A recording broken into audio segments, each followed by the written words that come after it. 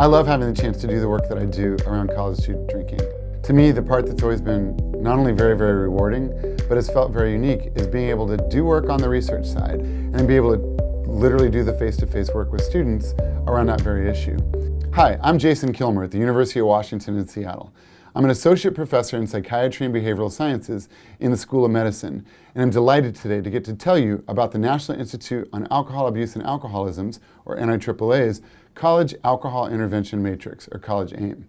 If you're watching this video at a conference, I hope the conference is going well. If you're watching this video at work, then well done, my friend, because you're watching a video at work for work, and that's the perfect work day.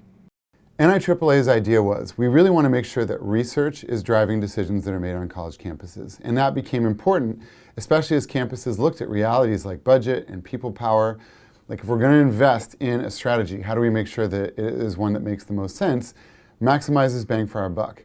But NIAAA also said we want to make sure this is more than just a list of strategies. We want to provide a framework so that campuses could pick how are we going to put together a strategic plan that makes the most sense for our campus. It launched in September of 2015, and that brings us to now where 2.0 is actually able to be released.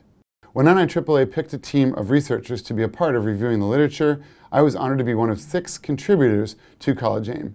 So what's new in 2.0? First, the part that's not new, the research team.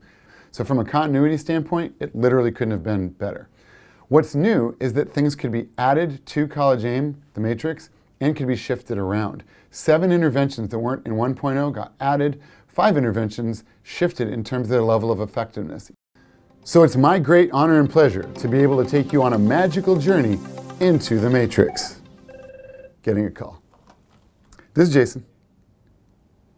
Oh, I'm very sorry. I actually learned that we don't have the budget to actually bring you into the matrix, but I'm going to be able to take you on a magical tour through the website, which feels a little less magical, but we're going to make it magical. When you go to College AIM, a lot of people see the download as a PDF and they say, ooh, I want to download it as a PDF. Resist the temptation to do that because the matrix itself was designed to be as interactive as possible. I'll just, as example, we'll remind you that there are 2 matrices. There's environmental strategies, there's individual strategies. I was more involved in the research on the individual strategy side, so I'm going to click on that. When you click on one of the 2 strategies, you're going to be brought to a screen that's organized by columns and rows. The columns are of relative cost. It was really, really hard to nail down like what is low cost or mid-range or higher, but we did make sure there was agreement across not only our team, but reviewers in determining where that would fall.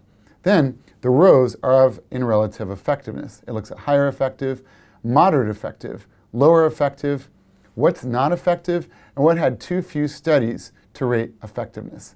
I'm going to scroll back up, though, to the moderate effective category to show you the things that are really new in 2.0. Notice the superscripts, and anytime you want to know what the superscripts mean, they're at the beginning. Superscript A is a new intervention that was added at the end of 2019, something where enough research came out that the team agreed we can safely say this counts as something that can be listed in College AIM. B was an intervention that changed position in the matrix, something that maybe moved up in terms of effectiveness based in terms of research that had come out, or actually wound up moving down. So in moderate effectiveness, you can see all within the same area, ones that have the superscript A or B by them. Skills training, alcohol focus, decisional balance exercise alone was added as a new intervention. Protective behavioral strategies alone, added as a new intervention. When you click on protective behavioral strategies alone, it gives you relative ratings of effectiveness, cost, barriers, research amount, and so on. It provides notes, it provides potential resources, but I want to show you that when you click on references, you can see that at the time that the first Larimer and Krantz 2007 paper was done, there was really only one study out there that met inclusion criteria. But by 2019, there was more research, and that additional research enabled the team to decide this belongs listed as a standalone in College AIM. But look at what happens when you click on a title. So if we click on this one, it brings you to the article itself. Where was that when I was doing lit reviews in grad school? You should still do lit reviews. But this is really, really helpful. So if someone says, I actually want to read about this and do it myself, you can click on it as a free article because of the federal funding behind this. If you even want the PDF, click on the PDF, and it allows you to review the research on your own. So I feel like that's a game changer because people don't need to take our word for it. They can actually go in and look at the research itself. But if we go back to College AIM, we can also see B. These are the ones where if you click on normative re-education, in-person norms clarification alone, look at why this changed.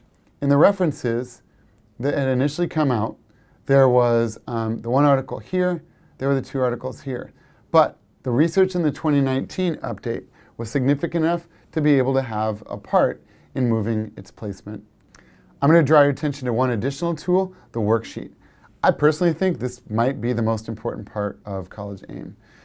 The intent is this should not be something that one person at your school fills out. Bring other key stakeholders to the table.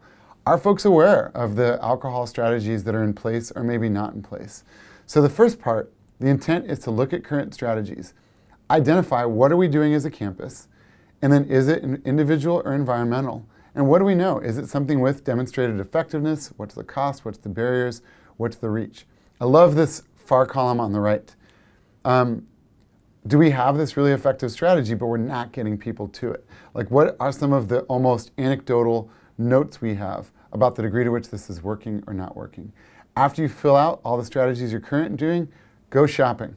Look at the possible new strategies. If there's something that's not very effective that we could replace, what should we be replacing?